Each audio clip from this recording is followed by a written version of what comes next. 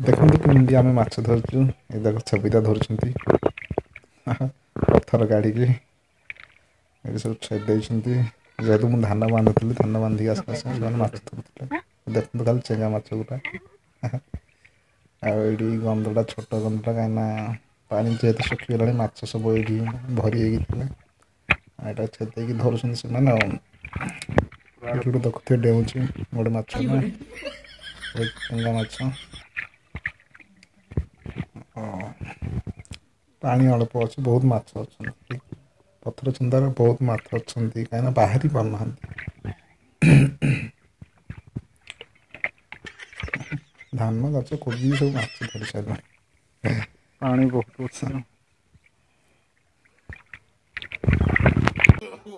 ଆମ ଗାଁରେ କହିବାକୁ ଗଲେ ଅଧିକାଂଶ ଚେଙ୍ଗା କିମ୍ବା ଗୁଡ଼ିଖାଇ କିମ୍ବା ପିତା ମାଛ କିମ୍ବା ସୁରି ଏସବୁ ମାଛ ଦେଖିବାକୁ ମିଳିଥାଏ ଅଧିକାଂଶ ଗାଁ ଗହଳି ଯାକରେ।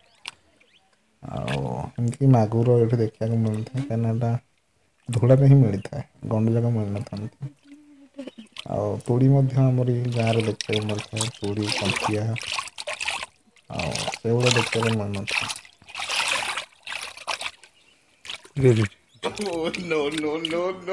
ଆମର ଘରେ ମାଛ ତରକାରୀଟା ହେଇଯିବ ଆଉ ଗୁଡ଼ାଏ ଦିନ ମାଛ ଖିଆ ହେଇନଥିଲା।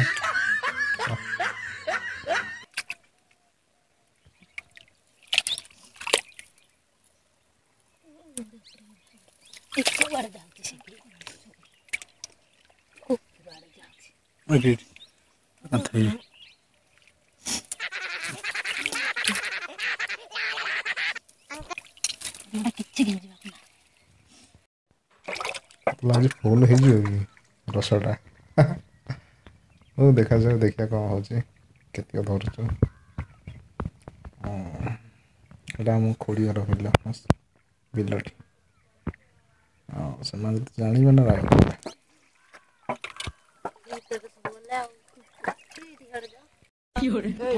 ଆମେ ଧରିକି ପଳେଇ ଆସିଛୁ ଏଇ ମାଛ ଗୁଡ଼ା ମାନେ ଯେଉଁଟାକି ମଜା ଯାଉଛି ତାଙ୍କଟାକୁ ଘଷା ଯାଉଛି। ଝିଅ ଅଛି ମା ଅଛି ସମସ୍ତେ ଯାକ ଆମ ଏଇଠି ହିଁ ଅଛୁ। ଏଇଠି ମାଛ ଧୁଆ ଧୁଇ କରିକି ନେଇକି ମଜାମଜି କରିକି ରାତିରେ ରନ୍ଧା ହବ ଆଉ।